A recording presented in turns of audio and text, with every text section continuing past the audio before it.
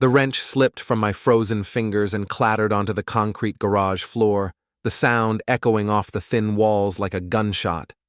Through those same walls, I could hear my wife Leah's voice rising in pitch, sharp enough to cut glass. "Your family embarrasses me, Olivia. It's them or me, choose." My 17-year-old daughter's response came back just as cold. "Then I choose you, Mom. At least you're not stuck in the past like Dad and his loser relatives." I stood there in my oil-stained Carhartt jacket, breath visible in the February air, wondering when exactly my own family had declared war on me. The 1998 Ford pickup I'd been working on suddenly seemed like the most honest thing in my life. Broken, sure, but at least it didn't pretend to be something it wasn't. The garage door connecting to our kitchen burst open, and Leah stormed through in her designer coat, the one that cost more than I made in a month, fixing computers and electronics for the good people of Millbrook, Maine. Her perfectly styled blonde hair caught the harsh fluorescent light, and her blue eyes, the same ones I'd fallen in love with 20 years ago, looked right through me like I was another broken appliance cluttering up her perfect life. "Don't say a word, Jack," she snapped, not breaking stride as she headed for her white BMW SUV. "Just don't." I wiped my hands on a greasy rag and watched her climb into $35,000 of German engineering. Through the windshield, I could see her phone lighting up with notifications. Even from 20 feet away, I counted at least 15 missed calls. The SUV's engine purred to life, a sound as foreign to my world as Leah herself had become. She backed out without looking at me, tires crunching on the gravel driveway that I'd laid myself 3 summers ago when we still talked about home improvement projects like we had a future. My phone buzzed. Then again, and again. 38 missed calls by the time I walked into the kitchen where my daughter sat at the table, scrolling through Instagram like nothing had happened. She'd inherited her mother's looks, but thankfully still had some of my stubbornness, though lately it seemed aimed exclusively at me. "Your mom seems upset," I said, cracking open a Budweiser from the fridge. Olivia didn't look up from her phone. "She's embarrassed by your family, Dad." Honestly, so am I. Grandpa Joe showing up to my volleyball games in that dirty work shirt, telling everyone about his war stories. Aunt Stella posting those trashy gossip articles on Facebook. It's humiliating. I took a long sip of beer and studied my daughter. When had she become so much like her mother? When had caring about appearances become more important than loyalty? Those people you're embarrassed by? They're the ones who helped raise you when your mom was building her career. Grandpa Joe taught you to throw a curveball. Aunt Stella drove you to dance recitals for 3 years. That was different. I was a kid then. And now you're 17 and too good for us? She finally looked up, and I saw Leah's cold calculation in her young face. "I'm saying I understand why Mom wants better. Why she deserves better." The words hit harder than any punch I'd taken in my boxing days. I finished my beer in silence, listening to the house settle around us. This place had been our dream once, a modest 3-bedroom colonial on 2 acres outside town. Now it felt like a prison where I was the only inmate. My phone rang. Stella, my younger sister, and the family's unofficial gossip coordinator. "Jack, you need to hear this," she said without preamble. "I was at O'Malley's tonight covering the city council meeting for the paper, and I saw your wife there with Dylan Morrison from her office." Dylan Morrison. The name had been coming up a lot lately in Leah's conversations. Head of sales at TechFlow Solutions, where Leah worked as a project manager. Mid-30s, divorced, drove a Tesla, and had the kind of easy smile that made women forget their marriage vows. They were having drinks, Stella. It's not a crime. Jack, they weren't discussing quarterly reports. Unless quarterly reports involve her hand on his thigh and his tongue in her ear. I closed my eyes. Deep down, I'd known. The late nights, the new clothes, the way she looked at me like I was something stuck to her shoe. But knowing and hearing it confirmed were 2 different animals entirely. "How sure are you?" Sure enough that I took pictures. Check your email. I hung up and opened my laptop. The same beat-up Dell I'd been using for 5 years, while Leah upgraded her MacBook annually. The photos loaded slowly, but each pixel that appeared drove the knife deeper. There was my wife of 20 years, leaning into another man like she'd never leaned into me. Her hand on his chest, his arm around her waist, both of them laughing at some private joke that probably involved what a pathetic loser her husband was. The shared iPad on the kitchen counter chimed with a notification. Text messages.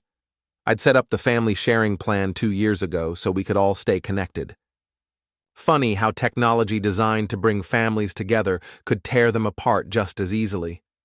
The messages were from Dylan. Recent ones. Can't wait to taste you again. Your husband suspect anything? Hotel room is booked for Thursday. Same place. I scrolled up. Weeks of messages. Months, maybe. Plans, promises, and explicit details that made my stomach turn. My wife had been living a double life, and I'd been too busy trying to keep our business afloat to notice. But the worst part wasn't the betrayal. It was the contempt. Message after message where Leah described me as pathetic, boring, a dead weight she couldn't wait to shed. According to her, I was holding her back from the life she deserved. I grabbed my keys. The Moonlight Motor Inn sat on Route 1 like a monument to bad decisions. Pink neon flickered against the February darkness, casting everything in a sickly glow. Leah's BMW was parked outside Unit 12, right next to Dylan's black Tesla Model S. I sat in my pickup for 20 minutes, engine running, heat blasting, trying to decide what kind of man I wanted to be. The kind who confronted his cheating wife in a seedy motel room? The kind who pretended not to know and lived with the humiliation? Or something else entirely? That's when I noticed Dylan had left his driver's side window cracked open, just enough. I walked over to the Tesla, pulled out my house key, and carved 4 letters into the driver's side door. L-I-A-R, deep enough to require bodywork. Then I took the used condom I'd found in our bedroom trash can that morning, the one I'd stupidly assumed was ours, and draped it over his side mirror.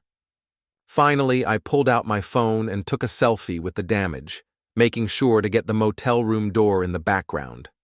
Posted it to Facebook with the caption, "Found my wife's car. Interesting neighborhood. 23 likes and counting by the time I got home." The next morning, Leah came home looking like she'd been hit by a truck. Her designer clothes were wrinkled, her makeup smeared, and her hair had lost its salon perfection. She found me in the kitchen, drinking coffee and reading the local paper like it was any other Saturday. "We need to talk," she said. "About what?" She stared at me for a long moment, probably trying to figure out how much I knew. "Someone vandalized Dylan's car last night, at the motel." I turned the page of my newspaper. "That's terrible. Crime's getting bad everywhere." "Did you file a police report?" "Jack, don't play games with me." "I'm not playing anything. I'm reading about the city council meeting. Stella wrote a nice piece about the new parking meters downtown. Very thorough reporting." Leah's phone buzzed. She glanced at it, and her face went white. "You posted that picture on Facebook?" "What picture?" "You know what picture."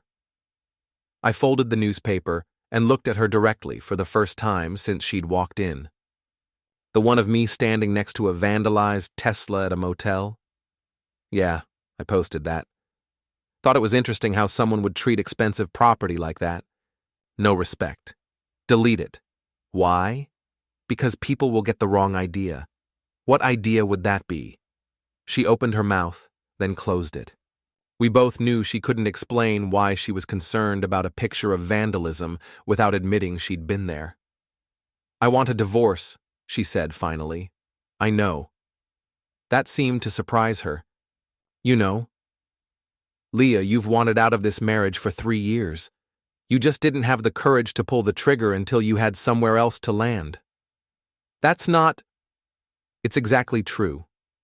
And that's fine. But don't expect me to make it easy." Her phone buzzed again. More Facebook notifications, probably. The picture was getting shared around town faster than gossip at a church potluck. "What do you want?" she asked. "I want my wife back." "But she's been gone for a while now, hasn't she?" Leah left without answering. An hour later, Olivia came downstairs and announced she was going to stay with her friend Madison for the weekend. By Sunday evening, I was alone in the house for the first time in 20 years. I used the time productively. First, I called the bank and removed Leah from our joint checking account. Perfectly legal since my name was primary on the account. Then I canceled the credit cards she'd been using to fund her new lifestyle, also legal since they were in my name. Then I drove to Mickey's boxing gym, the one place in town where people still treated me like I mattered. Mickey Donovan had owned the gym for 30 years, back when Millbrook had more mills and fewer coffee shops. He'd been a decent middleweight in his day, and he'd trained me when I was young and stupid enough to think I could fight professionally. Now he mostly worked with kids and guys like me who needed to hit something legal. "Heard about your wife," he said, wrapping my hands with practiced efficiency. News travels fast. Stella's Facebook post about the motel got shared about 200 times. Half the town knows by now. Good. Mickey paused in his rapping. Good? She wanted to humiliate me by stepping out. Now everyone knows what kind of woman she really is. Jack, be careful. Angry men make stupid decisions. I'm not angry, Mickey. I'm focused. I spent an hour working the heavy bag, each punch driving home a simple truth. I'd spent 20 years trying to be the man Leah wanted, and it hadn't been enough. Maybe it was time to be the man she deserved. Tuesday night, Leah brought Dylan to our house for dinner. She presented it as a casual thing, just a colleague stopping by. Maybe we could all be adults about the situation. Dylan showed up in a new shirt and a nervous smile, probably thinking he could charm his way past the awkwardness of screwing another man's wife. He was wrong. "Dylan, right?" I said, shaking his hand hard enough to make him wince. "I feel like I know you already." "Leah talks about you constantly." "All good things, I hope," he said with that practiced smile. "Oh, very detailed things. She's quite descriptive." Leah shot me a warning look, but I was just getting started. Over dinner, I regaled Dylan with stories about Leah's quirks and habits, the kind of intimate details only a husband would know. How she snored when she'd been drinking, how she got cranky when she was hungry, how she had a birthmark on her left hip shaped like a crescent moon. "That's enough, Jack," Leah said through gritted teeth. "I'm just getting to know your friend. Dylan, tell me about yourself. Married, divorced, kids?" "Divorced," he said, clearly uncomfortable. "Ah, so you know how these things go. The lawyers, the asset division, the custody battles. Messy business." "It doesn't have to be," Dylan said, trying to recover his composure. "Depends on how much damage gets done during the marriage, doesn't it? Some betrayals are harder to forgive than others." I raised my beer bottle in a toast. "To new friends and old mistakes." Dylan's smile faltered. Leah looked like she wanted to crawl under the table. Olivia, who'd been quiet throughout dinner, finally spoke up. "Dad, you're being weird." "Am I?" I thought I was being hospitable. After Dylan left, Leah cornered me in the kitchen. "What was that about?" "Dinner. We used to do it as a family, remember? You were trying to intimidate him." "Did it work?" She stared at me like she was seeing me for the first time. "What happened to you?" "I grew a backbone. You always said I needed one." "This isn't you, Jack.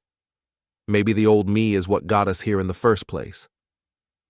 The next morning, I found Dylan's Tesla in the TechFlow Solutions parking lot. The new paint job looked expensive, probably cost him $1,500 to fix my artwork. I left a note under his windshield wiper. "Looking good." Expensive hobbies, aren't they? That afternoon, Stella called with an update. "The Facebook moms are going crazy," she said. "Everyone's talking about Leah and Dylan.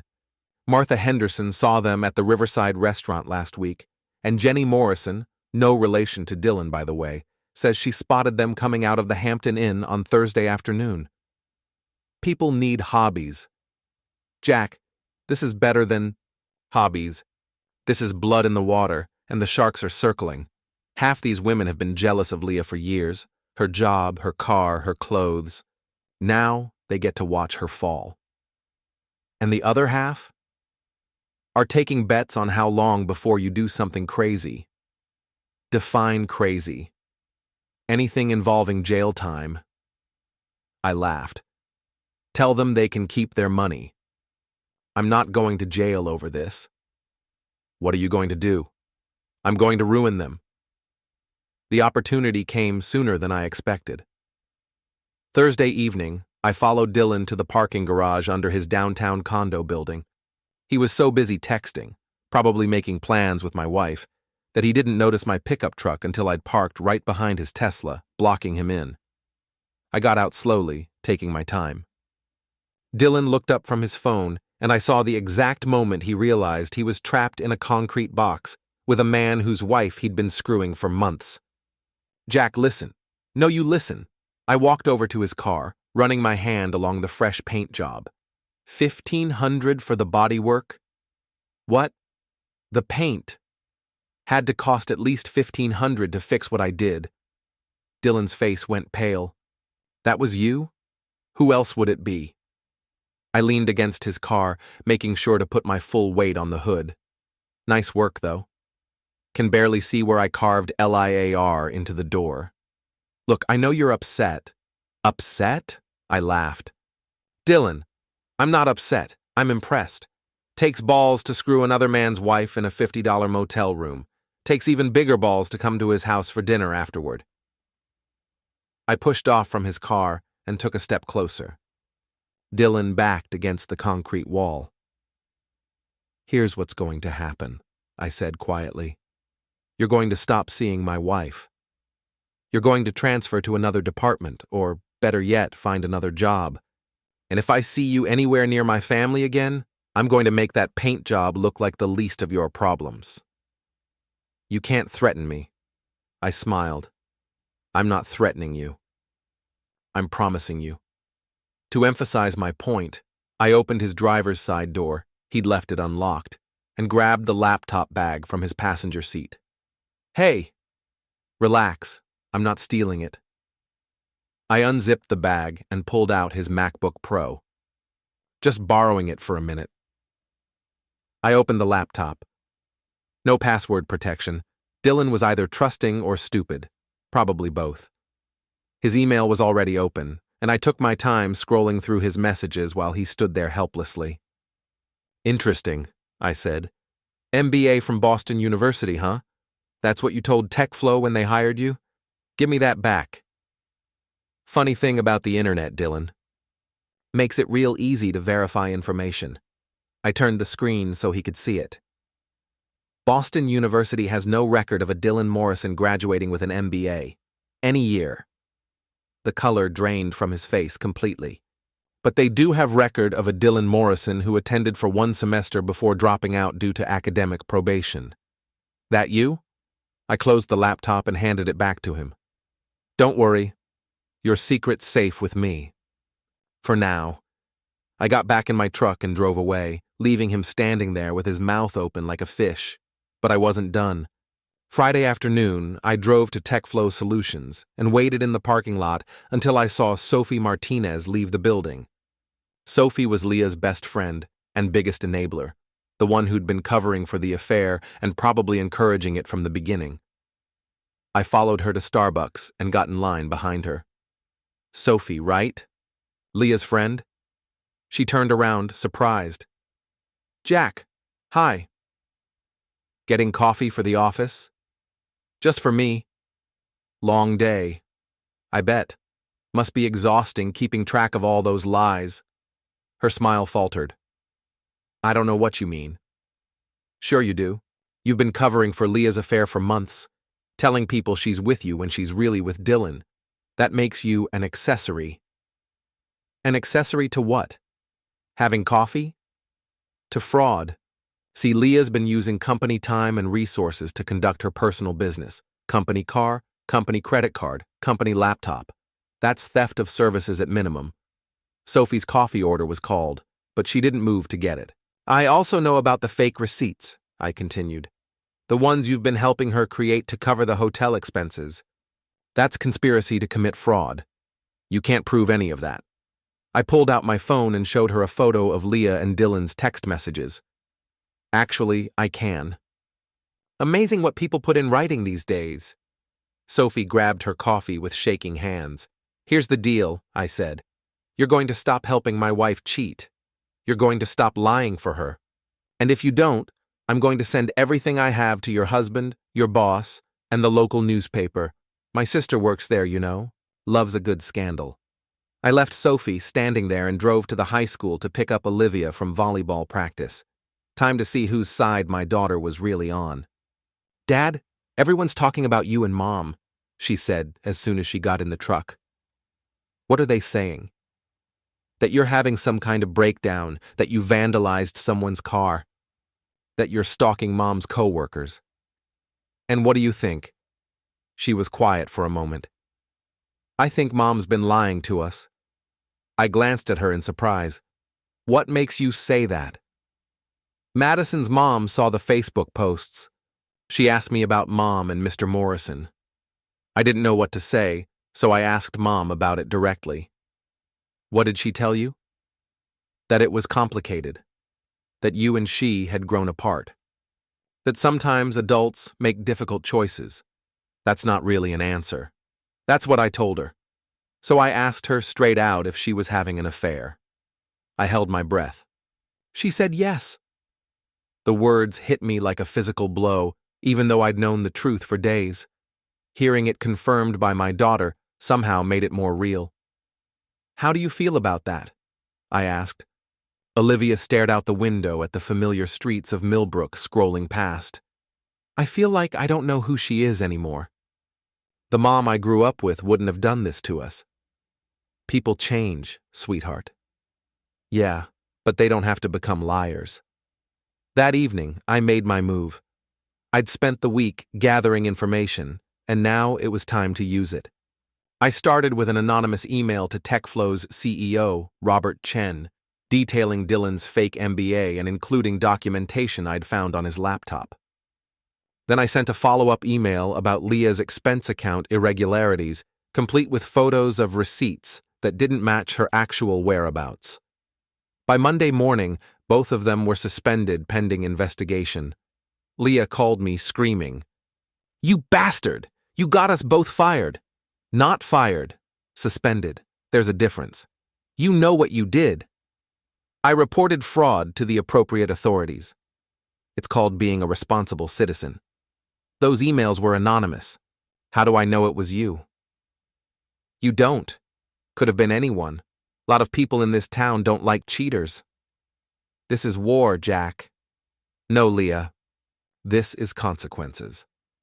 The town of Millbrook had always been a place where everybody knew everybody else's business, but social media had turned gossip into a blood sport.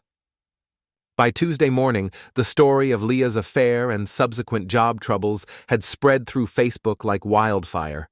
Stella was in her element, posting updates on her blog Millbrook Matters with the enthusiasm of a war correspondent. She'd managed to turn my personal tragedy into the town's favorite soap opera, complete with daily updates and reader commentary. "You've got to see this," she said, calling me Tuesday afternoon. "The post about Leah and Dylan has 300 comments and counting. Half the town is picking sides. Which side is winning? Yours, by a landslide. Turns out a lot of people have stories about Dylan hitting on their wives at company parties. And Leah's made some enemies over the years with her whole 'I'm too good for this town' attitude." I wasn't surprised. Success had changed Leah, made her condescending toward the people we'd grown up with. She'd started shopping in Portland instead of supporting local businesses, sending Olivia to private tennis lessons instead of the community center, making it clear that Millbrook was just a stepping stone to something better. Now the town was returning the favor. But I wasn't content to let social media do all the work. I had bigger plans. Wednesday evening, I drove to O'Malley's Irish pub, where I knew Leah was having drinks with her remaining friends, the ones who hadn't abandoned her after the scandal broke. I'd gotten the information from Olivia, who was still technically speaking to her mother, despite growing increasingly disgusted with her behavior. The pub was crowded with the usual after-work crowd, a mix of office workers and blue-collar guys like me. I spotted Leah immediately, sitting in a corner booth with Sophie and two other women from her social circle. They all looked up when I walked in, conversations stopping mid-sentence. I ordered a beer from Tommy O'Malley himself, the third-generation owner who'd known me since high school. "Heard you're having some troubles at home," he said, sliding a Guinness across the bar. "Nothing I can't handle. Need anything, you let me know. Your dad was a good customer for 20 years. I nodded my thanks and turned to survey the room. Every eye was on me, waiting to see what I'd do next. I could feel the anticipation, the hunger for drama that small towns thrive on. I walked over to Leah's table. "Ladies," I said pleasantly, "hope you don't mind if I join you." "Jack, please don't make a scene," Leah said quietly. "A scene? I'm just having a drink with my wife and her friends." I pulled up a chair from a neighboring table, ignoring the protests of its occupants. "So what are we talking about? Work? Oh wait, that's a sensitive subject these days, isn't it?" Sophie started to get up. "I think I should go." "Sit down, Sophie. We're all friends here." I turned to the other women whose names I'd forgotten years ago. "You ladies know about Leah's situation, right? The affair, the job troubles, the whole mess." "Jack, stop," Leah hissed. "Stop what?" "I'm just making conversation. See, I've learned some interesting things lately. About my wife, about her boyfriend, about the people who helped them lie to me for months." I reached into my jacket and pulled out a USB drive, setting it on the table like a grenade with the pin pulled. This little thing contains 6 months of text messages, emails, photos, and financial records. Everything you need to understand exactly what kind of woman my wife really is. Leah's face went white. "You can't what? Share my own wife's messages?" "Pretty sure I can." I looked around the table at her friends. "Did you know Leah called you all pathetic small-town losers in her texts to Dylan? Said she couldn't wait to move somewhere with a better class of people?" The temperature at the table dropped 20 degrees. Sophie and the other women stared at Leah, who looked like she wanted to disappear. "That's not," Leah started. "It's right there in black and white, along with detailed descriptions of your intimate life with Dylan, your plans to divorce me and take half my business, and your charming comments about how stupid I was for not figuring it out sooner." I stood up and raised my voice so the entire pub could hear. "Next round's on the homewrecker, everybody. My wife's buying." The place erupted in nervous laughter and scattered applause. Leah grabbed her purse and ran for the door, followed closely by her former friends. I sat back down and finished my beer while accepting congratulations from half the bar. But the best part came later. Thursday morning, I got a call from an unknown number. "Is this Jack Sullivan?" "Who's asking?" "This is Detective Ray Kowalski with the Millbrook Police. I need to ask you some questions about a harassment complaint." "What kind of harassment?" "The kind where you threaten people in parking garages and cause scenes in public places." I smiled. Dylan had finally grown a spine and called the cops. "I'd be happy to answer your questions, Detective. Should I come to the station?" "That would be best." An hour later, I was sitting across from Detective Kowalski in a small interview room, feeling remarkably calm for a man who might be facing criminal charges. "Mr.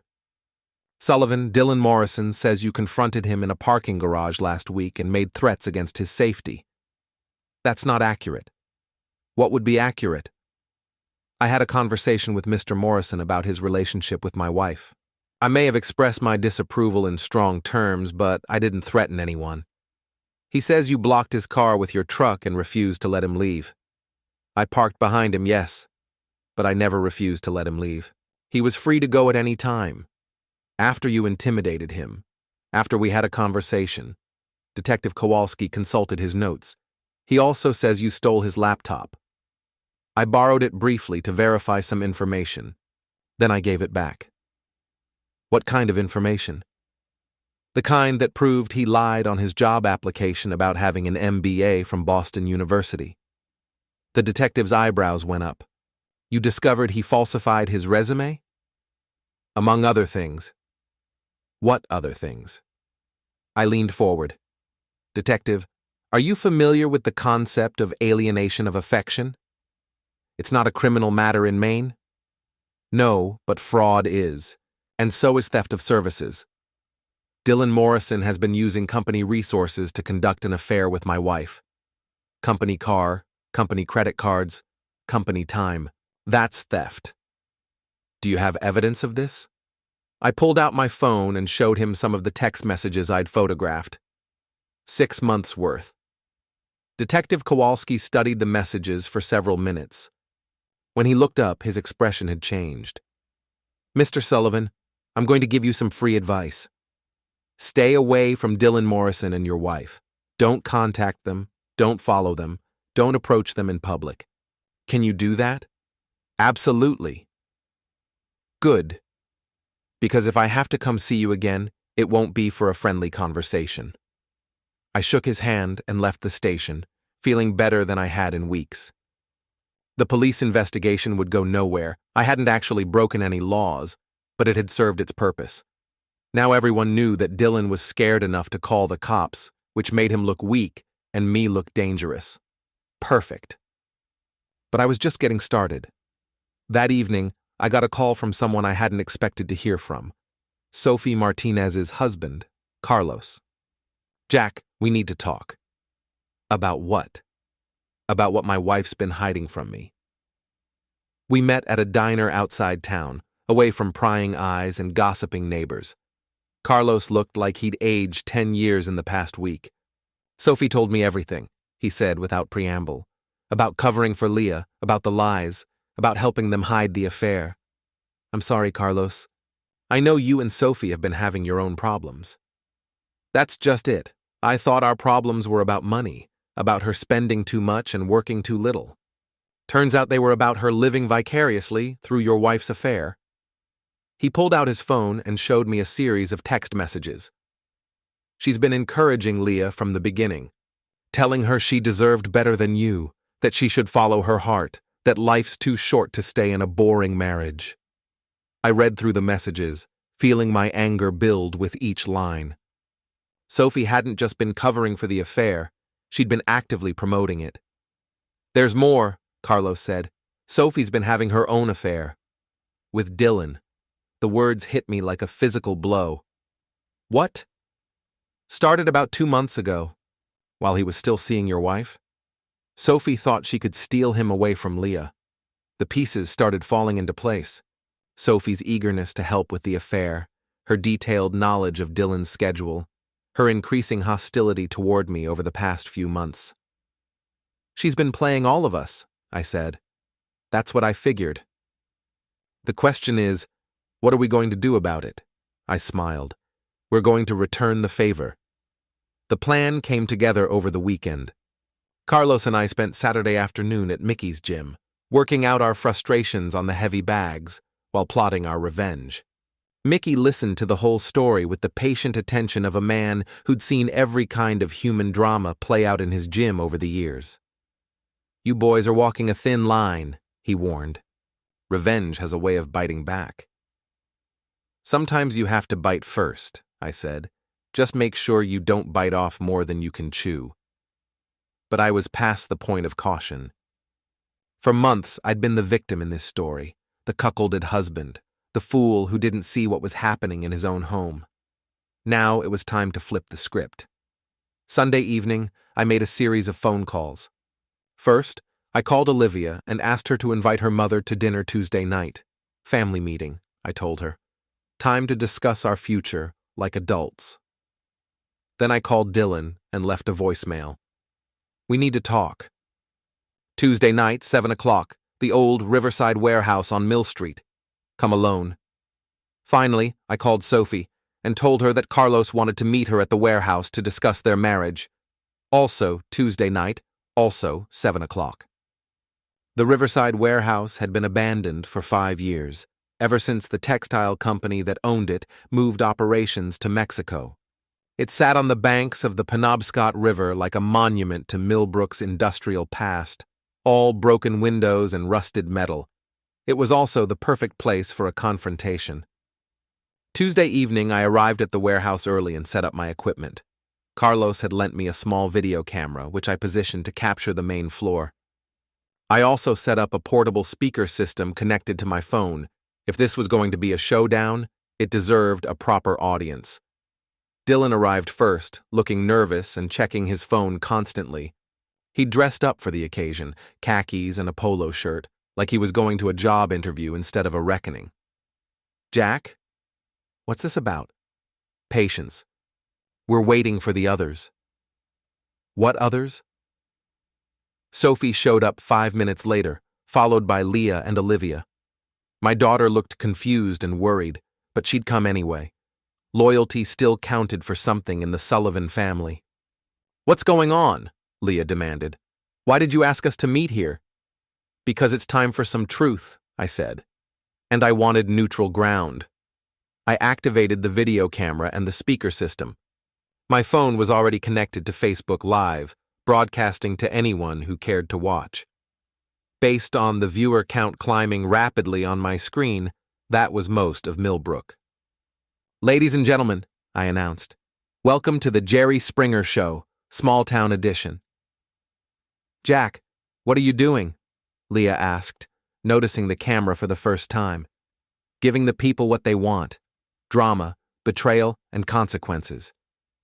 You've all been so good at keeping secrets, I thought it was time to share them with everyone." I turned to Dylan first. "Let's start with you, college boy. Tell everyone about that MBA from Boston University." Dylan's face went pale. "I don't know what you're talking about." "Sure you do. The degree that got you hired at TechFlow, the one that doesn't exist." I pulled out my phone and read from the screen. According to Boston University's registrar, Dylan Morrison attended for 1 semester in 2008 before dropping out due to academic probation. No degree of any kind was ever awarded. The Facebook Live viewer count was approaching 300. "That's not," Dylan started. "It's all documented. Just like your affair with my wife, and your other affair with Sophie Martinez." Sophie gasped. Carlos stepped out of the shadows where he'd been waiting. "Surprise, honey," he said to his wife. "Turns out I know about your boyfriend, too." "Carlos, I can explain." "Explain what?" "How you've been screwing the same guy who's been screwing Leah? How you've been playing them against each other for months?" The truth hit Leah like a slap. She turned to Dylan with fury in her eyes. "You've been sleeping with Sophie?" "It's not what you think. It's exactly what she thinks," I interrupted. "Sophie's been working both sides of this triangle, haven't you, Sophie? Encouraging Leah's affair while conducting your own with the same man." The warehouse echoed with raised voices as the 3 conspirators turned on each other. Leah screamed at Dylan. Dylan tried to explain himself to both women, and Sophie attempted to deny everything while her husband stood there shaking his head. But I wasn't done. "Olivia," I said, turning to my daughter, "you want to know why your mother really wanted a divorce?" "Dad, don't," Leah started. "Because she thought Dylan was going to leave his wife for her. She thought she was trading up, getting rid of the blue-collar husband for the white-collar boyfriend with the fancy car and the fake degree." I pulled out my phone again and read directly from Leah's text messages. Quote, "Jack is holding me back from the life I deserve. Once Dylan and I are together, we can move somewhere with better opportunities. Somewhere I won't be embarrassed by my loser family." End quote. Olivia stared at her mother with a mixture of hurt and disgust. "You said that?" "Honey, it's complicated." "No, it's not," Olivia said. "It's simple. You chose a liar over your own family." The Facebook Live viewer count had passed 500. Half the town was watching my family disintegrate in real time, and I couldn't bring myself to care. If Leah wanted to humiliate me, she could experience some humiliation of her own.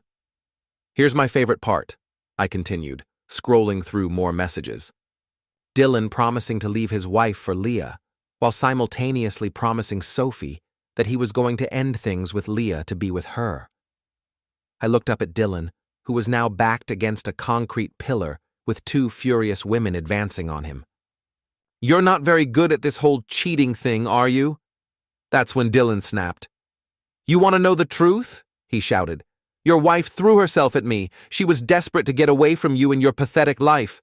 She begged me to take her away from this dead-end town and your dead-end marriage."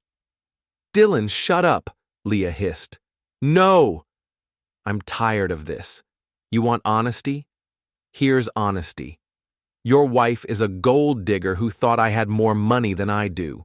Sophie is a bored housewife who thought she could steal me away from Leah. And you're a pathetic loser who couldn't keep his own wife satisfied." The warehouse went silent, except for the sound of the river flowing past outside. Then Dylan made his biggest mistake. He tried to leave. "Where are you going?" I asked. "This is insane. I'm not staying here to be humiliated by some blue-collar has-been." "Blue-collar has-been?" I smiled. "That's funny." I pulled out my phone one more time and showed him the screen. The Facebook Live video now had over 800 viewers, and the comments were rolling in faster than I could read them. See, the thing about small towns is that people remember things, like how you tried to cheat Jimmy Morrison, no relation, out of his contracting fee last year. Or how you hit on Sarah Chen at the Christmas party while her husband was in the bathroom. Or how you've been telling people that your Tesla is paid for when everyone knows you're 3 months behind on the payments. Dylan's face went from pale to red. "You can't prove any of that." "I don't have to." "They can." I gestured to the camera. 837 viewers and counting. That's about a quarter of the town's adult population, all watching you make an ass of yourself on live television. This is harassment. This is consequences. Dylan looked around the warehouse like a trapped animal, then made a desperate lunge for the camera. He didn't make it. I'd been boxing for 20 years and muscle memory kicked in. I sidestepped his clumsy attack and stuck out my foot. Dylan went down hard, landing face first on the concrete floor. When he got up, his nose was bleeding and his polo shirt was torn. "You assaulted me," he said, holding his nose. "You tripped," I said calmly. Everyone saw it. Right, everyone? The chorus of agreement from my family and Carlos was unanimous. Even Leah nodded reluctantly. Dylan stumbled toward the exit, but I wasn't finished with him yet. "One more thing," I called out. "Your car payment is due tomorrow. Might want to prioritize that over whatever you were planning to spend on hotels." He left without another word, bleeding and humiliated. Sophie tried to follow him, but Carlos blocked her path. "We're getting divorced," he told her simply. "I've already filed the papers." "Carlos, please. 20 years of marriage, Sophie. 20 years, and you threw it away for what? A few months with a con man who was playing you the whole time?" Sophie started crying, but I was out of sympathy for cheaters and liars. That left Leah and me with our daughter watching. "Well," I said to my wife, "any final words for your audience?" Leah looked at the camera, then at Olivia, then at me. For a moment, I thought she might apologize, might try to salvage something from the wreckage of our marriage. Instead, she chose defiance. "You think you've won something here, Jack? You think humiliating me in front of the whole town makes you the hero of this story? I think it makes us even.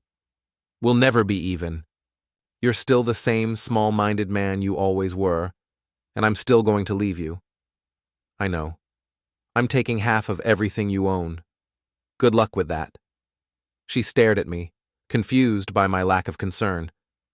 "See, Leah, here's what you never understood about small towns. Reputation matters. And after tonight, after everyone's seen what kind of person you really are, you're going to have a hard time finding a lawyer willing to take your case.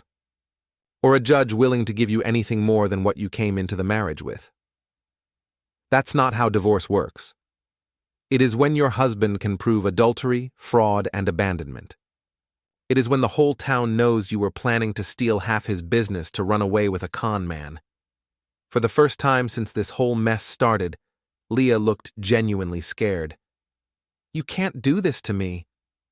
I'm not doing anything to you. You did it to yourself.